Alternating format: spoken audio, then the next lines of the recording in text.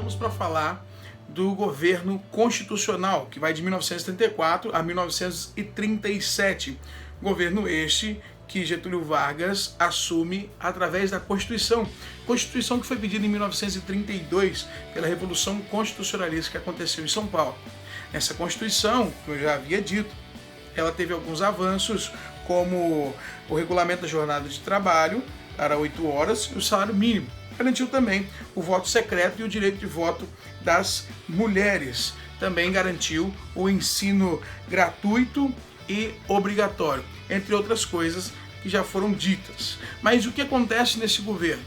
Após a elaboração da Constituição de 1934, Getúlio Vargas é eleito presidente de maneira indireta, isso trazido pela Constituição. Ele vai governar, então, durante 4 anos, de 1934 a 1938, isso pela Constituição. Mas nesse período, após a Constituição, houve uma polarização muito grande no Brasil entre adeptos ao fascismo e adeptos ao comunismo. Essa polarização ela já estava acontecendo na Europa e em outras partes do mundo, por conta da crise de 29, o período entre guerras, o surgimento do nazifascismo, entre outras coisas que nós trataremos mais para frente. E essa polarização chega no Brasil. E no início do governo, deste governo constitucional, 2 grupos políticos opostos eles vão ganhar força. A ação integralista, ação integralista brasileira, ok? A AIB e a Aliança Nacional Libertadora. A ação integralista brasileira, ela tem uma inspiração fascista. Ela é de inspiração fascista e o seu principal líder era o Plínio Salgado. O lema deles era Deus, Pátria e Família.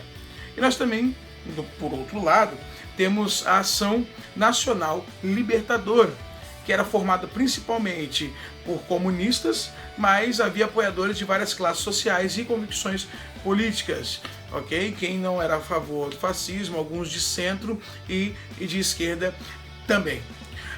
O principal líder era o Carlos Prestes, e ele ousou falar uma frase que dizia: todo poder à Aliança Nacional Libertadora. Isso fez com que o governo colocasse na ilegalidade a Aliança Nacional Libertadora. Essa ilegalidade foi causada pelas oposições que a ANL tinha com o governo de Vargas. Então, em 1935, houve um movimento chamado Intentona Comunista.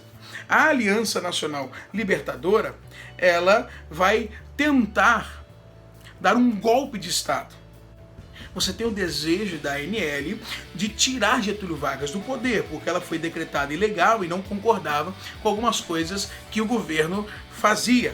Daí, esse movimento, em 1935, em novembro, na cidade de Natal, no Rio Grande do Norte, grupos militares aderiram a ele e tomaram o poder na cidade de Natal. Outros grupos que aderiram também ao movimento tomaram os quartéis no Rio de Janeiro e em Recife. Só que o movimento ele foi derrotado por tropas militares que se mantiveram fiéis ao governo em poucos dias. Mas a tentativa de tomar o poder pelos comunistas ficou conhecida como Intentona Comunista. Seus participantes foram presos. E Getúlio Vargas ele utiliza a intentona para justificar aumentar a repressão a grupos políticos que se opunham ao seu governo. Começou a caça às bruxas ao comunismo. Dessa feita, com essa insistência, com esse cenário montado, em 1937, com os preparativos aí das eleições e de assumir o poder outro presidente em 1938, existe um plano chamado Plano Cohen. O Plano Cohen foi um plano divulgado pelo governo em setembro de 1937. Ele foi divulgado pelo governo dizendo achar uma carta, e essa carta, que fora escrita então pelos comunistas, tratava-se de um plano um plano para tomar o poder. Esse plano Cohen recebe o nome de um comunista soviético e dizem que essa carta foi escrita por estrangeiros e brasileiros comunistas, tratando todo um projeto de tomada do poder.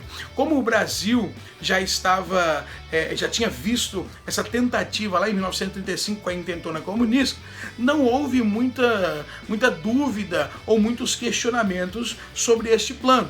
A partir disso, Getúlio Vargas decreta fechamento de Estado, ele fecha o Estado e passa então a ser o líder supremo, a conduzir então uma ditadura no Brasil.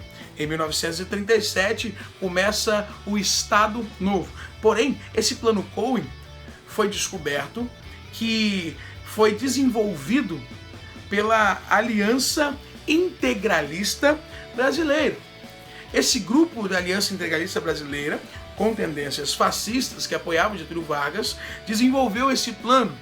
Dizem que o relator desta carta, deste plano Cohen, foi Olímpio de Mourão e até tinha, provavelmente, sabido do governo essa verdade. Parece que Getúlio Vargas conhecia esse fato e sabia que era um golpe também.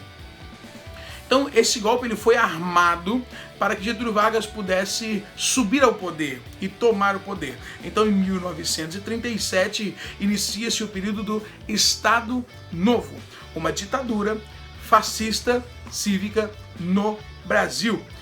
Getúlio Vargas começa a governar o Brasil, e agora de 1937 a 1945, através de decretos com a ditadura, fechando o Congresso, através de dura censura e repressão, ele governa. Mas isso é tema para o próximo vídeo. Valeu! Peraí. Esqueci de uma parada. Página 332 e 333, você vai fazer no seu livro. Achou que não ia ter dever, né? Tá bom, vai estudar.